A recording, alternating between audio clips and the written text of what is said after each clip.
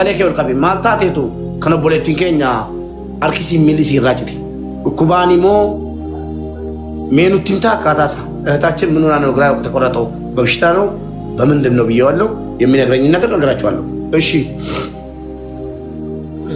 akkuma beekamu isheni asii kallattiidhaan Saudi Arabiyaa deemte osoo hin taane sagaleen dhaga'amaa hin jiru. Sagalee kee ol qabi. Sagaleen hin jiru. Dhiifamaa wajjin sagalee ol qabi. Soorii waan sana ga'eef. Nagga isaati immoo naa barreessi. Waan ijoo.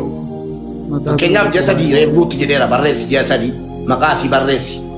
Eshi. Atoo ishi Madiinaa Siraajuu Wasanaa Wallagga Lixaa Aanaa Babboo Gambeelidha ishi ganda Shimal Tokkee. Eshi maal taate Madiinaan? Madiinaan asii nagaa fayyaa ishee meedikaala gasheen nooruu. Dhiifamaa wajjin mul'achuu dandeessaa? Mul'achaa hin jiru. Rakkoo haadha manaa keetii dubbataa jirra. Akka kootu Muzammil duubatti bahiitii waan barirra taa'eeti silkii waan ta'e keewwadhu. Seese. Harkaan qabiitii dubbadhu akka namni si ilaaluufi. Dubbiin ijaan seena. Eshi. Sagalee sii ta'uufi nama kuma ja'a waraabbataara. Please yeroo inni dubbatu riikardi godhaati irraa kutaatii bakka kooti poost godhaafi dhaggeeffadhaa waliin dhaggeeffanna. Madiinaan asii nagaa fayyaa deemtee siniin jechaadha nagaa fayyaa deemtee gaafa deemtee jettu ijoollee nama sadii ta'anii deemanii kan godinni tokko jechuudha ijoollee kaleessa deengada wal beekan osoo hin taane asumatti dhimma deemsa isaanii irratti wal barsiifnee nagaa fayyaa walumaan deeman. Isa deeman sa'aatiin isaanii sa'aatii wal fakkaataadhaa xiyyaara tokkoon deemanii akkuma deeman asii ka'anii gara Dubaayitti bararanii Dubaay irraa gara Saudiitti deebisan kallattiin arganne jechuudha. Achi booda gaafa Dubaay irraa gara Saudiitti bararanii dhaqanii Saudii bu'anii Madiinaanii mataan na dhukkuba xiyyaara irraa buutee kaatee mataan na dhukkuba ijoollee mataan na dhukkuba irraa na qabamee seema lama jettee utuu ijoolleen hin qabin kufteedha. Eshi. Achi booda isa kuftee nuti hin iyyine jette lamma gaanii wanta kana ijaa'ina agarreegaa ijoollettii mannatti mee ijoollettii mannatti. ከሳውዲ አረቢያ መዲና ከኢትዮጵያ የሄደችው ወደ ሳውዲ አረቢያ ሶስተኛ ወርዋ ነው። ሳውዲ አረቢያ የሚሄዱ ሶስት ልጆችን አስተዋውቀናል ነበር። ሁለት ልጆችን ከሷ ጋር ሶስት ተዋውቆ አብሮ ነው የሄዱት። ከዛ ወደ ዱባይ ሄዶ ዱባይ ወርዶ ትራንዚት ወደ መዲና ወደ ሳውዲ ሄዱ። ሳውዲ ከሄዱ በኋላ ኤርፖርት ውስጥ ከፕሌን እንደወረዱ መዲና እያዞረኝ ነው ያዙኝ ብላ ወደቀች ነው ያሉን እዛ ኤርፖርት ውስጥ ማለት ነው። እሺ አቺ ቦዳ ijoolleen kun hin iyyine naan jedhan hin iyyineennan daldaalaan nu fuudhuu dhufe kun mi'a keenya yeroosi makiinaatti naqaa jira sanuun iyyine fiigee raatee dhufeedha.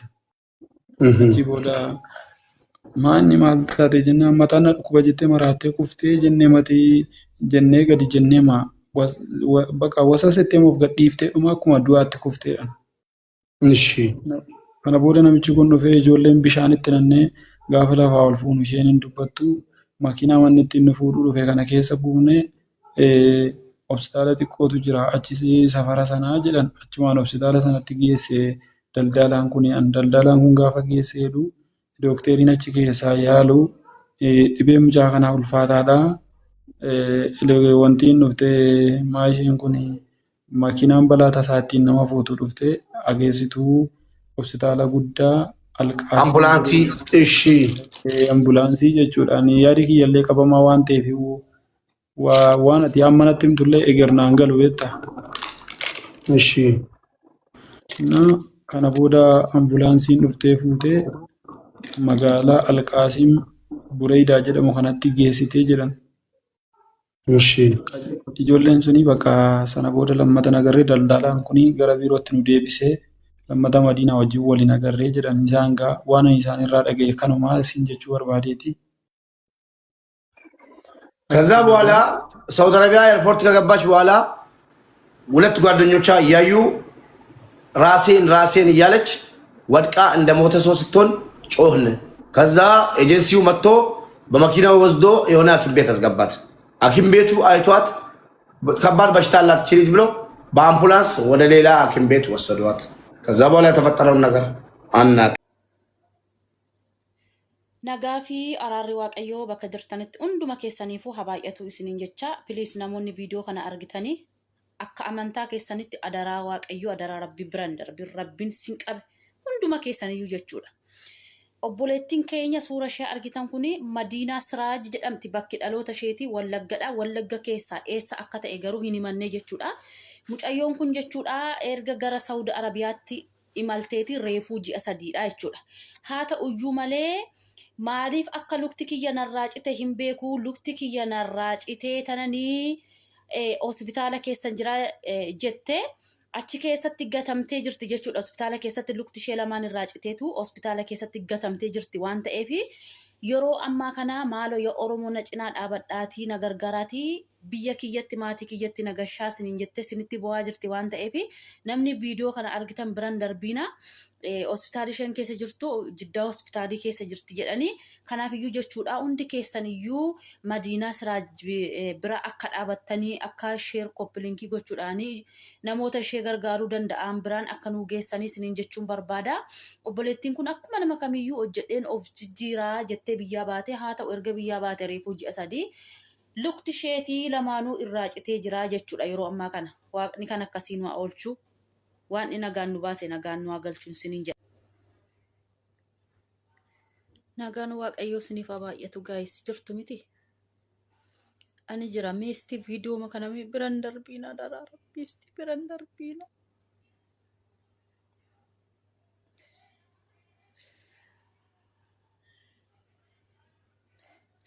Namni viidiyoo kana argitan biraan darbiina meesti adaraa waaqayyoo jechuudha. Mucayyoo kana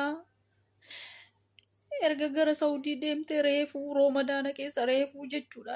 Ji'a lama fixee ji'a sadiidha. Ji'a sadii kana gidduutti akka kanatti miila ishee irraa kukkutanii hospitaalatti darbanii pileenii irraa kuftee xiyyaara irraa kuftee naan jedhanii jechaa jirti. Akkamitti mucayyoon kun samaayii irraa moo akkamitti xiyyaara irraa kuftee akka kana taati? Meestii yaajamamee waan kanaan amantu dhugaa dubbachuuf taanaan waan kun waanuma dhugaadha. Samaayii irraa too barraruu akka pileenii keessaa gadi kuftee moo akkamitti pileenii keessaa kuftee jedhaniitu jechuudha. Mucayyoo miila irraa kukkutanii hospitaalatti darbanii deemanii. Ganaa immoo ijoolleedha. Mee biraan darbiinaa mee adaraa rabbi sagalee ta'aa fi dhimmi ishee kun qaama laallatu bira akka ga'uuf jechuudha. Bornutillee waan taanu hin beeknu waan ta'eef. Biraan darbiinaa adaraa waaqayyoo adaraa waaqaa lafa namni viidiyoo kana argite biraan darbiinaa maaloo mucayyoo kana jechuudha. Kaanii ilmoo keenya nyaatte jedhanii rarraasanii qalanii gatu. Minuma baay'ate maaloo ijoolleen masinii danda'ametti immoo Saa'uuduma Arabiyaa kana hin deemina adaraa waaqaa lafa. Hin deemina akkatti dubbannus akkatti zim jennus dhabnee amma jechuudha. Biraan darbiinaa adaraa waaqaa lafa adaraa akka